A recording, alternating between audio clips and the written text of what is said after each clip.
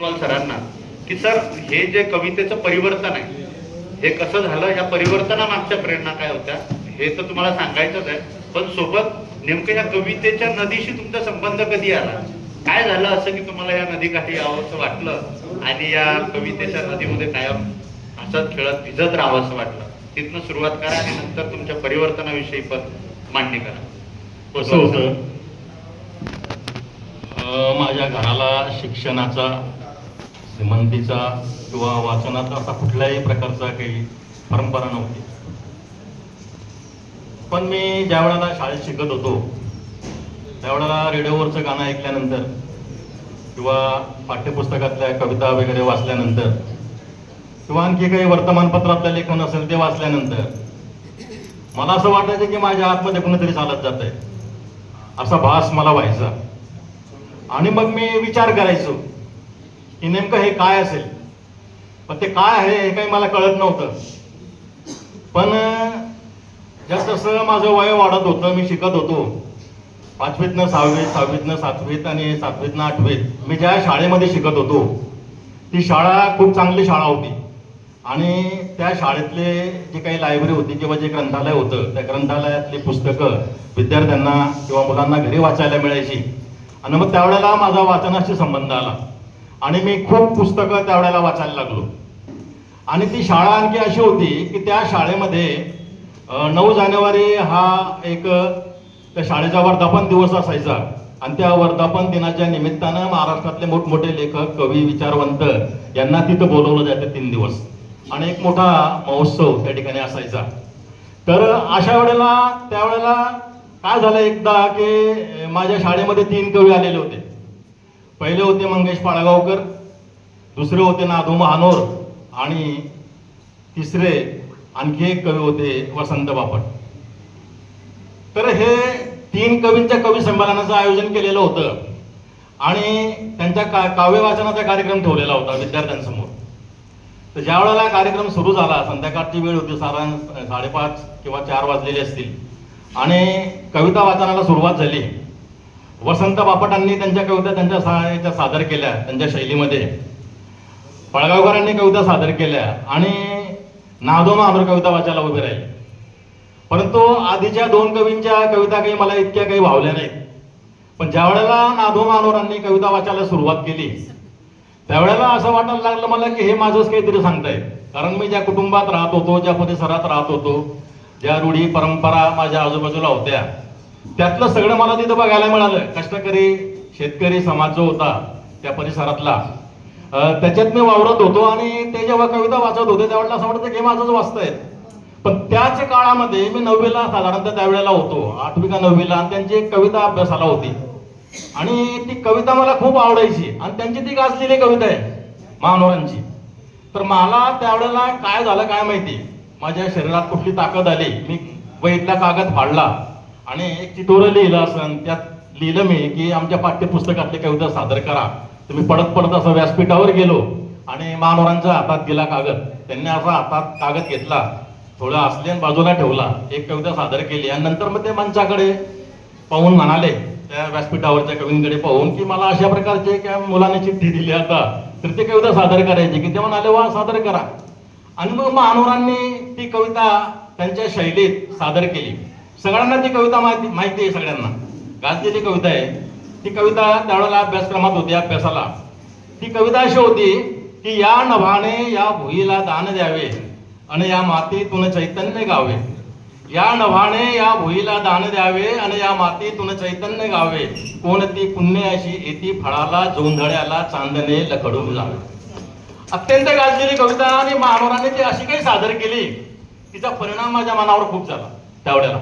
आणि मला असं वाटलं की मी पण असं काहीतरी लिहू शकतो असं मला त्यावेळेला वाटायला लागलं. आणि मी ज्या वेळेला कार्यक्रम संपला आणि मी घरी जायला लागलो तर ते काही नीट चालत नव्हतं, असं वाकडा तिकडा पडत होतो, चपटर होतो असं काहीतरी, असं उडवत. पण त्या कवितेच्या ओळी माझ्या कानावरती आदळत होत्या. घरी गेल्यावरती मला काही उमजत नव्हतं की मला काय होतंय नेमकं असं. मी विचारच करत होतो काय झालं असेल मला नेमकं असं. आणि सतत ती कवितेच्या ओळी माझ्या कानावरती आदळायच्या. संध्याकाळ झाली, दिवे लावले आहे त्यावेळेला काही म्हणजे लाईट वगैरे नव्हती, चिमणी असायची, रॉकेल असायची चिमणीमध्ये. आणि दिवे लावल्यानंतर किंवा संध्याकाळी जेवण तयार झालं माझ्या कशातच लक्ष लागत नव्हतं, चित्तच लागत नव्हतं कशामध्ये. कसं तरी बळजबरी काहीतरी पोटात टाकलं मी आणि रात्र झाली. आई म्हणे झोप आता. मी झोपायला गेलो, खाटेवर पडलो, पण माझा काही डोळा लागतच नव्हता. सतत मला त्या कवितेची आठवण येत होती आणि ते कवी संमेलन मला आठवत होतं आणि मानवरांचे ते सादरीकरण मला आठवत होतं. आणि मला असं वाटत येतं त्यावेळेला की काय झालंय मला नेमकं, मला झोपही लागत नाही, काहीच नाही असं नाही. मग रात्र झाली, साधारणतः 1-1:30 वाजला असेल आणि मला असं वाटलं की मी आता काहीतरी लिहू शकेल असं मला त्यावेळेला वाटायला लागलं. आणि मग मी काय केलं की वहीतला कागद फाडला. चिमणी अशी भिंतीला टांगलेली होती अशी, आणि आई काय करायची की रात्री राखेल जास्त लागतं म्हणून वात लहान करून ठेवायची. आणि म्हणून मी काय केलं की त्या चिमणीजवळ गेलो आणि वात मोठी केली. तर ताईला जाग आली लगेच. आणि मला काय काय करतो एवढं रात्री. मी सांगितलं की मला अभ्यास करायचा. एवढं रात्री काय अभ्यास करतोय तू. नाही झोप आता, अजून खूप रात्र आहे. मी म्हणालो नाही मला करायचं आहे. मग तिने आणखी पुन्हा तोंडावर पांघरून घेऊन घेतलं आणि झोपली ती. मग मी त्या कागदावरती काहीतरी लिहायला लागलो. मग मला असं वाटायला लागलं की आता मानवरांनी काय लिहिलंय कवितेमध्ये की त्यांनी पावसाला विनंती केलेली की या नभाने या भुईला दाणे द्यावे, म्हणजे पाऊस पाड असं म्हटलंय. मग आपणही कोणाला तरी विनंती करायची. लक्षात. मग असं लोक म्हणतात की आपल्या आतमध्ये प्रतिभा शक्ती असते काहीतरी, आणि ते कवी लेखक कलावंत यांच्याकडे असते आणि ती त्यांच्याकडून लिहून घेत असते. मला असं वाटलं की आपण त्या प्रतिभा शक्तीलाच विनंती करायची. आणि मग जसं तो आता म्हटला की अनुकरण वगैरे काय असतं, शैली वगैरे ती अशी, ती त्यावेळेला होती सगळी अशी. मग त्यावेळेला मग असं वाटलं मला की आता आपण असंच लिहायचं काहीतरी. मग मानवरांनी लिहिलं होतं की या नभाने या भुईला दान द्यावे आणि या मातीतून चैतन्य गावे, कोणती पुण्य अशी येती फळाला जोंधळ्याला चांदणे लखडून जावे. आणि मी लिहिलं की प्रतिभेनं अशी लोपून जावे, तव तेजेमध्ये प्रकाशित करावे, नयनातून जरी गळतील आसवे, तव कृपे दयांचे मोतीच व्हावे. माझ्या आयुष्यातली एक पहिली कविता. जसं तो आता म्हटलं या ठिकाणी पहिली कविता लिहिल्यानंतर मग काय असतं की ज्याला कुठल्याही प्रकारची परंपरा नसते अशा कुटुंबातनं जे कवी येतात ते सगळे फॉर्म त्यावेळेला हाताळतात. कविते सगळे प्रकार हाताळतात. ते गझलही लिहितात, अभंगही लिहितात, गेय कविताही लिहितात, मुक्त छंद पण लिहितात, सगळंच काहीतरी लिहितात. ते असं त्यांचं होत राहतं.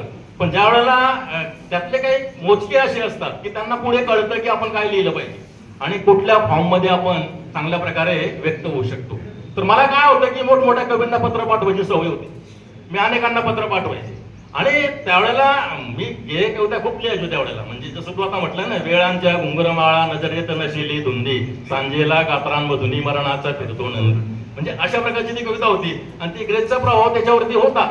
लक्षात. अशा अनेक कविता होत्या की अनेकांचा प्रभाव त्याच्यावरती होता. मग मी विचार असा केला की आपण मला ज्या वेळेला मी वाचायला लागलो, मग सगळी 700-800 वर्षांची परंपरा मी कॉलेजला गेल्यानंतर बघितली, वाचली सगळी. आणि मला सगळे कवी त्यावेळेला कळायला लागले आणि कविता काय असते नेमकं आणि प्रवाहामध्ये आपण कुठे आहोत हे मला ज्या वेळेला कळायला लागलं. म्हणजे वेगवेगळ्या निकालिकांमधल्या कविता मी वाचायला लागलो आणि मग मला असं वाटायला लागलं की अरे आपण काहीतरी बिझनेस करतोय. मग मी एकदा ग्रेसला पत्र पाठवलं. कवी ग्रेस जे होते त्यांना पत्र पाठवलं की मी खूप चांगल्या कविता लिहितो, हे कविता, पण तुमच्यासारखं मला लिहिता येत नाही, तर मी काय करू असं त्यांना मी पत्र पाठवलं. मग त्यावेळेला नाहीतर एक दिवस मी आत्महत्या करेन असं मी त्यांना लिहून टाकलं पत्र. मग कवी ग्रेस यांचं मला ताबडतोब पत्र आलं. 4-5 दिवसात पत्र आलं त्यांचं. तर त्यांनी पत्रात लिहिलं होतं की कोतवालांचा अशोक असं त्यांनी पत्रात लिहिलं होतं आणि म्हटलं होतं कि on the path we are alone, मुझे मुझसे जुदा देखा न जाए. मी माझ्याशिवाय कुणाचेही अनुकरण करणार नाही. यातून काही घेता आले तर घ्यावे, नाही तर खुशाल मारावे. ग्रेसने मला पत्रात लिहिलं. मी विचार केला की काय नेमकं काय सांगितलंय ग्रेसने असं आणि काय म्हटलंय असं नेमकं. मी 2-3 दिवस ते पत्र पुन्हा वाचत होतो आणि मग माझं असं लक्षात आलं की अरे आपण कोणाच्या घरी अनुकरण करतोय, कोणाच्या शैलीमध्ये आपण कविता लिहितोय, आपण स्वतःच काहीतरी लिहिलं पाहिजे. तुम्हाला सांगतो आता मी 150 कविता जाळून टाकल्या आणि सुरेश भट, ग्रेस, आरती प्रभू वगैरे कवी वाचणं बंद करून टाकलं. सुमारे 10-15 वर्ष मी त्यांना वाचलंच नाही. हे सगळे कवी वाचणं बंद केले आणि नंतर मग विचार करायला लागलो की आता आपण आपलं लिहिलं पाहिजे स्वतंत्र. आणि मग मी जाणीवपूर्वक मुक्तछंदाकडे वळलो आणि मुक्तछंदातल्या सगळ्या कविता म्हणजे अगदी सुरुवातीपासून बर्डेकरांपासून त्याच्या अगोदर केशवसूत किंवा आणखी काही असतील सगळे, या सगळ्या कवींच्या कविता वाचत वसंताबाजी डहाके वगैरे हे सगळे चित्रे कोलटकर वगैरे सगळे यांना कोळून प्यालो आणि मग असं वाटायला लागलं की आता आपण शोधायचं की आपले कविता नेमके कुठे आहे. या सगळ्या कविता प्रवाहामध्ये नियतकालिक मी वाचतच होतो, नियतकालिकांमधून लिहित होतो सगळ्या, म्हणजे असं मराठीतलं एकही नियतकालिक अनियतकालिक नाही, असा एकही दर्जेदार दिवाळी अंक नाही की त्यात मी कविता लिहिलेली. पण मी काय लिहायचंय